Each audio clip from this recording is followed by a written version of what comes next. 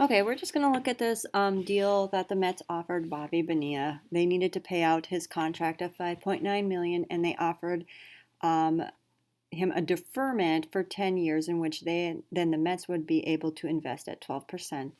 Um, and after that 10 years, they would pay for the next 25 years, and he would be paid 8% on everything for the full 35 years until he was completely paid out. So let's take a look at this. If we have a lump sum, we're the Mets now, and we're putting in 5.9 million for 10 years, the initial 10 years at 12%. We're going to end up with $18.3 million. And I'm going to just actually, I'm using my compound interest calculator, and I think I'm going to, yeah, I'm going to end up writing that over here so I don't forget.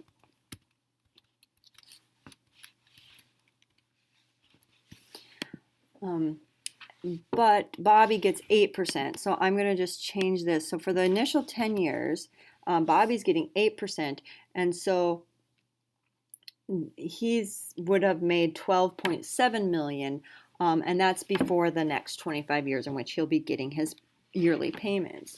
So what the Mets did then is they took that $12.7 million, that's Bobby's, and they're taking that and they're putting it into an annuity.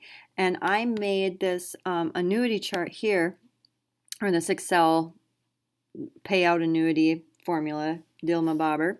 And if I put in the 12, 737, 657, 48, except that's not where I wanted to put it.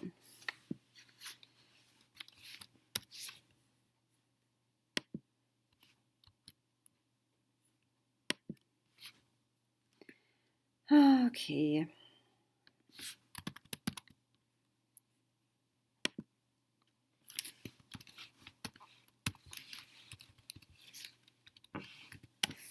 You can see then that putting this $12,700,000 into an annuity that pays 8% compounding every year for 25 years would then give the monthly withdrawals that would be payments to Bobby for about almost $1.2 million. So every year, and this is that every year on July 1st, that Bobby Bonilla gets his $1.2 million. This number down here, all I did was I multiplied that 1.193 million by 25 to show that for a total of 25 years, then Bobby would get the almost $30 million, which is actually 5 times the amount that he would have originally gotten. So much more than his $5,900,000.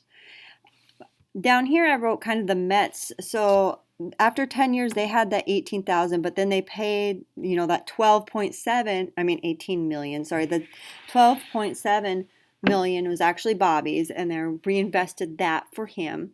But they have this 5.5 million that they profited right away after 10 years, which, that's nearly double. So I think they came out pretty good. And in fact, if I want to muse a little bit about what the Mets may have done, or ideally, I would think that the Mets actually came out on the better end. Because if they took this money that they profited after just the first 10 years, and I don't know if this is going to work, and put it in here. Why do I keep hitting the wrong stinking thing? Okay. Okay. Yeah, no, it doesn't work, does it? Okay, I'll type it in myself.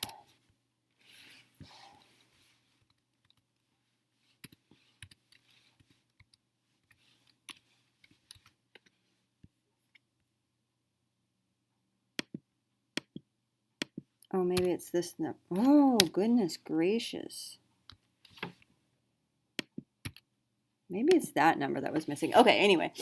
So we can say that the Mets then continue to invest it for 12% for the next 25 years, which means that after they were done paying Bobby and he got his 29.8 million, they would have $95 million in their pocket. I'd say they would have come up pretty well in the end.